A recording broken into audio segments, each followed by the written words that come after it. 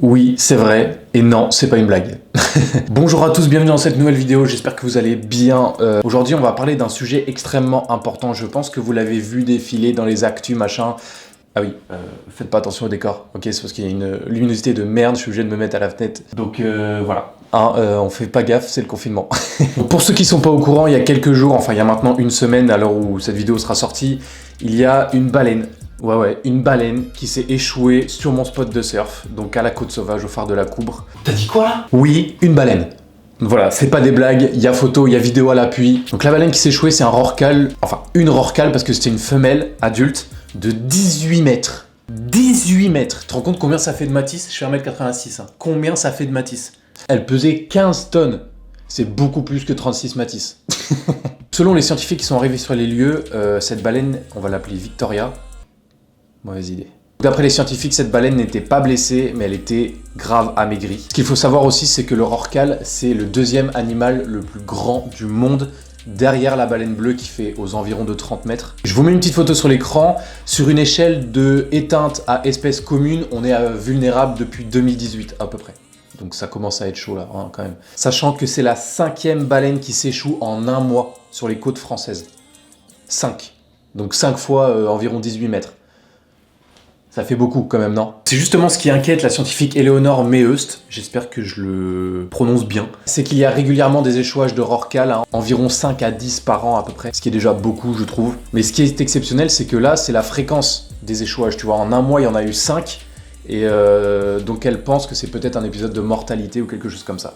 On ne sait pas encore pourquoi la baleine s'est échouée, les scientifiques sont en train de l'analyser, etc. Donc j'en sais pas plus que vous, même si j'ai essayé d'envoyer des mails, j'ai essayé d'avoir des infos. Évidemment, on m'a dit, bah non. Hein. Mais ce que j'ai pu trouver sur internet, c'est qu'il y en a qui émettent beaucoup d'hypothèses, que ça soit le sonar des bateaux qui les désoriente, ou vu qu'elle a été retrouvée amaigrie, certains pensent que ça peut être logique qu'elle ait eu un manque de nourriture.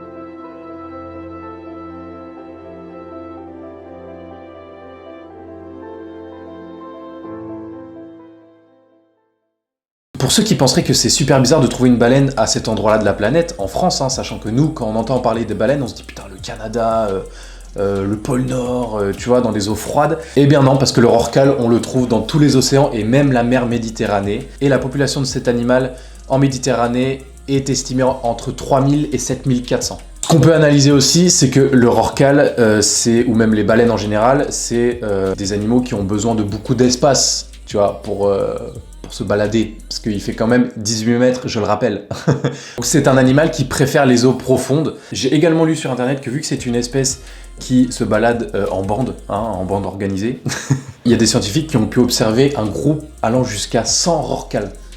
100 fois 18 mètres. Te rends-tu compte à quel point nous, on est comme as à côté, vraiment.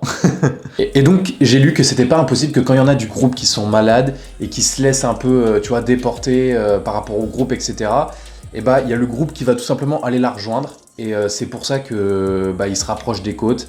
Et vu qu'ils ont besoin de grand espace, c'est difficile pour des grands animaux comme ça de se balader dans des eaux pas trop profondes. Donc évidemment, ils se font échouer, ils n'arrivent plus à manger, et voilà. L'explication la plus plausible pour avoir une baleine sur une plage comme la Côte Sauvage, j'ai déjà vu des dauphins, j'ai déjà vu plein d'animaux, mais une baleine, c'est vrai que bon, quoi, c'est pas quelque chose à ce à quoi je m'attendais. Et donc pour terminer, la baleine a été découpée, évidemment. Hein, c'est triste, mais bon, c'est comme ça, de toute façon, elle était décédée, cette baleine. Puis elle a été évacuée pour des prélèvements, pour savoir précisément ce qui s'est passé et pourquoi elle est morte, donc voilà. N'hésitez pas à me rejoindre sur Instagram, surtout très important, il y a plein de nouvelles vidéos qui arrivent, malgré le confinement. Voilà, c'est quelque chose auquel on va pas se le cacher, on s'attendait un peu tous, hein.